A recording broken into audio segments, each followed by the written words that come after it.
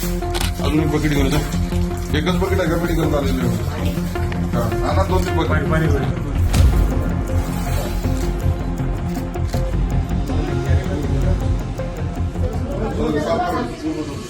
जिस शख्स को आपने अभी टॉयलेट साफ करते हुए देखा है, शंकर राव चौहान सरकारी अस्पताल के डीन एसआर वाकोड़े।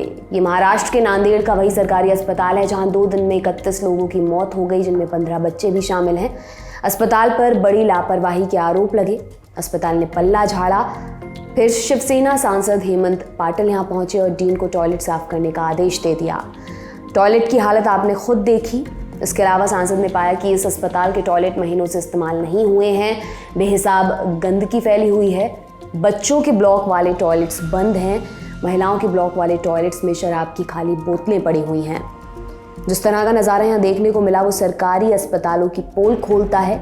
किस हालत में यहाँ काम हो रहा है इसे उजागर करता है। हेमंत पाटिल के मुताबिक अस्पताल के आसपास के इलाके में कई जानवर घूम रहे हैं। उन्होंने कहा बहुत सारी गंदगी पड़ी है, कोई ध्यान नहीं देता।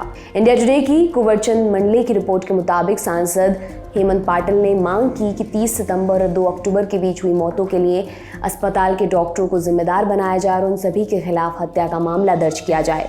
उन्होंने महाराष्ट्र के मुख्यमंत्री एकनाथ शिंदे से डीन और अस्पताल के विभाग प्रमुख के खिलाफ सख्त कार्रवाई करने की बात कही। जब 2 अक्टूबर को पहले खबर सामने आई तो आरोप लगा कि दवाओं की कमी के चलते ऐसा हुआ। अस्पताल के डीन से जब सवाल किया गया तो इन्होंने अपने बयान में कहा कि यहाँ स्टाफ की कमी है और दवाओं की सप्लाई पर असर पड़ा है, लेकिन वो इन 2 कारणों के चलते अस्पताल में हुई मौतों की बात को नकारते रहे।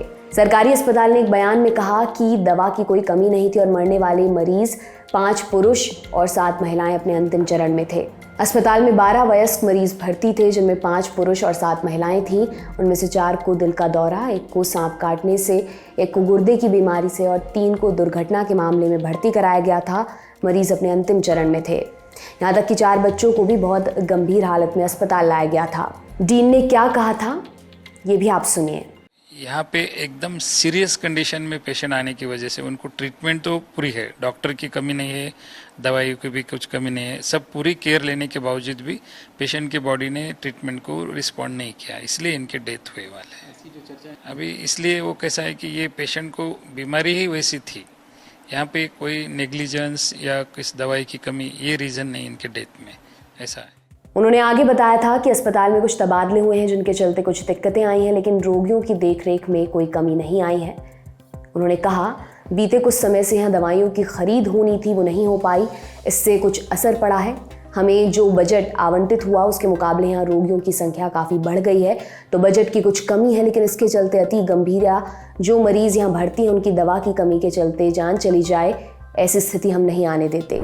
स्थानीय स्तर पर खरीद की जाती है, कभी कभी रोगियों की संख्या बढ़ जाती है, तब कुछ छोटी मोटी बीमारियों के मामले में दवाओं की कमी हो जाती है।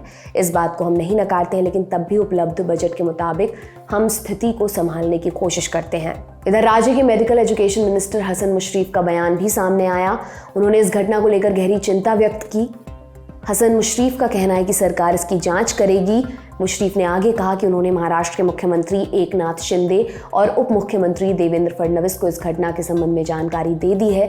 साथ ही मुशर्रफ ने कहा कि वो इस अस्पताल का दौरा करेंगे और डॉक्टरों की एक कमेटी बनाई जाएगी। महाराष्ट्र के मुख्यमंत्री एकनाथ शिंदे ने कहा कि उन्होंने इस मामले में जानकारी ली है और वो इस पर ज़रूरी कार्रवाई भी करेंगे। आपके लिए ही तमाम जानकारी इकट्ठा करने में मेरी मदद की है मेरे साथी रविराज ने। मेरा नाम दिव्यांशी सुमराव है। आप देखते रहिए दी लंदन टॉप। शुक्रिया।